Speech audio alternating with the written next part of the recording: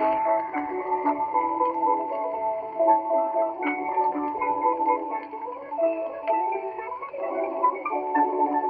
again! I'm very excited for today's video, and that is because I'm going to be doing one of my favorite things to do, and that is randomly generated outfits. Now, this is something I've been doing for a long time. Back when I was doing my undergrad, I had these two shoe boxes, one filled with adjectives and one filled with nouns. And before going to an outing, my friends and I would often draw words from each and create an elaborate out there outfit to go on our adventure. It's such a great way to get out of your style comfort zone and force yourself to look at your closet a little bit differently. Just have fun. All you need is your closet exactly the way it is, and it challenges you to be more creative with your personal style based on what you have available. So this is what I'm doing today. I really am missing the dressing elaborately for an outing aspect of my life during this time. So the way this is gonna work is I have two bowls filled with a bunch of terms I've already written down.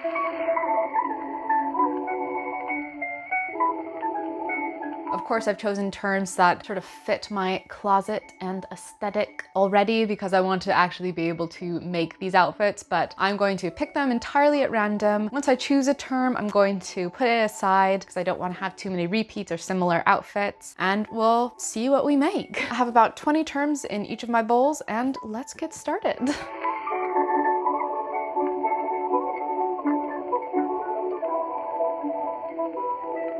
First up is forest elf. Now, these are two terms that are, a forest elf isn't the most out there, unheard of aesthetic outfit in the world.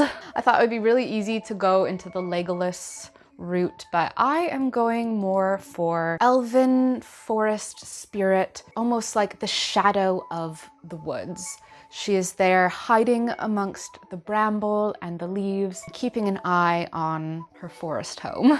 These antlers make me feel so powerful. For this outfit, I'm pairing a beautiful woodland brown dirndl top. I'm pairing it with this really cute jumpsuit that I think is from the 80s.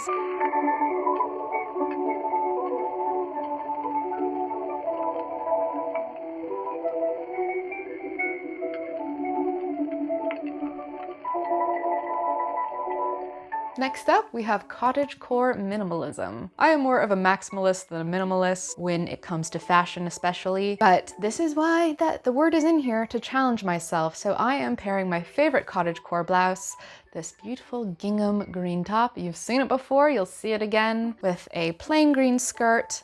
And for a bit of fun, I have these sweet little daisy earrings, which also have a bit of gingham in them.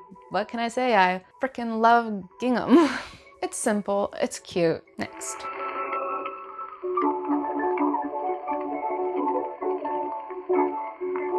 Romantic boy. For this, I'm sort of feeling a Princess Bride, 90s Jonathan Taylor Thomas. You got the sort of oversized, flowy shirt. In my head, it's being a teen heartthrob. I've got some roses. I'm reading some love poetry by Hafez.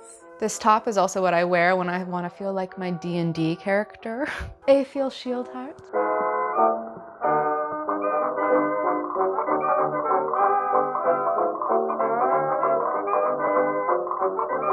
All right, here we go. Wonderland Surrealism. I had a hard time picking out my outfit for this one. I stared at my closet for a long time. Wonderland Surrealism it sounds like a bit of a oxymoron, paradox. One implies the other already. What's the term for that? So instead of trying to overtly embody a character from Alice in Wonderland specifically, I went to be more the spirit of disorienting Wonderland. So I took this amazing black and white striped dress, I put a petticoat in there to give it some body, put one of my corsets on top. On one hand, I don't really feel like I fully embodied Wonderland Surrealism. On the other hand, I do really like this outfit, and I'm working with what I have in my wardrobe.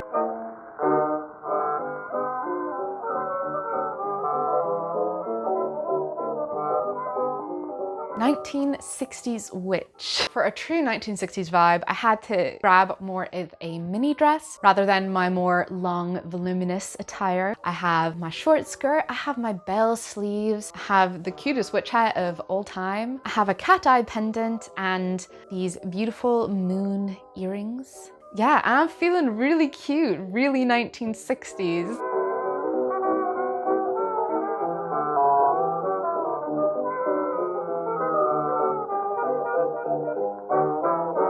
So up next is Winter Demon. When I'm putting together this outfit, I don't know, I was feeling she was this rich, bratty demon. She's upset with being in the cold. She's just dripping with money, but she's still upset about it.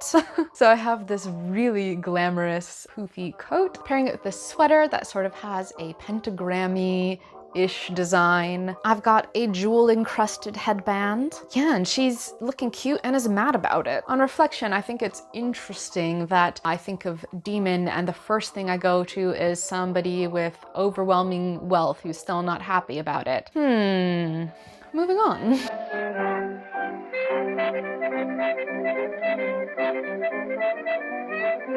Vintage Hobbit. Yeah, this one's not really a stretch. Could pick most anything for my wardrobe, but I'd actually never paired these exact items together, so it's still a new outfit for me. I'm wearing my favorite vintage 1940s silk top, pairing that with some serendipitously matching waistcoat and trousers. I've got a chocolate brown jacket, and I'm ready to go on an adventure.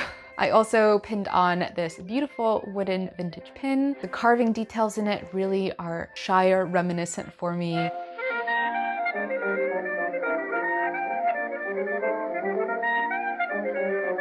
Dark Academia Pixie. So for this look, I'm pairing this, I don't really know how to describe this top. It kind of reminds me of Gibson Girl inspired in shape only. I don't know, it's kind of calling to mind Mrs. Langtree from Over the Garden Wall. I chose this item because the colors sort of are calling to mind a sort of garden pixie for me, and especially the way it's mottled, it's a bit camouflage-y. Paired it with my favorite long green skirt and a belt. I also put on my favorite camel colored coat, and it sort of completes that vibe for me.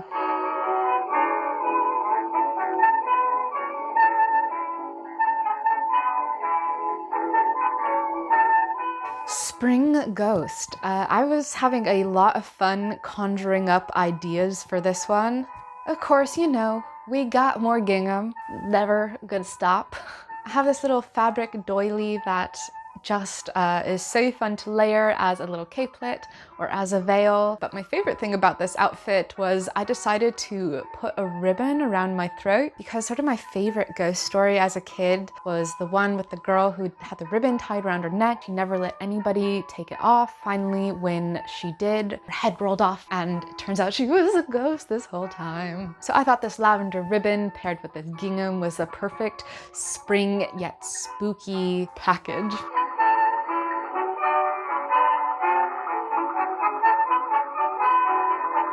Autumn Queen. And for this look, I wanted to sort of pull in all my favorite colors from autumn, and that is the reds, the oranges, and sort of the sparkly goldenness of the world. So, you know, I of course had to pair my autumn headpiece that I made this past year. I just love it. It's so cute. It's got a bright orange skirt, my favorite red bodice, and a sparkly gold turtleneck. And by this point in the video, you can tell I was just jamming while doing this. I was listening to a lot of fun music and dancing around and just having a great time. Oh, and look, I put my my big fluffy coat on the floor and Moira curled up in it. So it's still on the floor because I don't have the heart to move her even though I've tidied up everything else. And those are the terms that I pulled for today. I would love to know what you thought about this. Have you ever done something like this yourself? It's been a while since I've done this and I just was reminded about how much fun it is. I had so much fun filming this video and getting to play with fashion and create all these fantastical looks that I'm really missing doing in this pandemic lockdown life. So it was so nice to get in touch with this creative side of myself again. I would love to know if you try any of these categories yourself, or if you come up with any more that you would like to see, or anything that you think you're going to challenge yourself in fashion as well. I really recommend this if you're feeling stuck in your personal style and you want to just think about your wardrobe a little bit differently. Thank you so much for watching if you made it this far. If you enjoyed this video, I'd really appreciate if you could like it. And if you want to see more from me, please subscribe. I upload new videos every Friday. I hope you have a great day wherever you are, and I'll see you next time. Goodbye!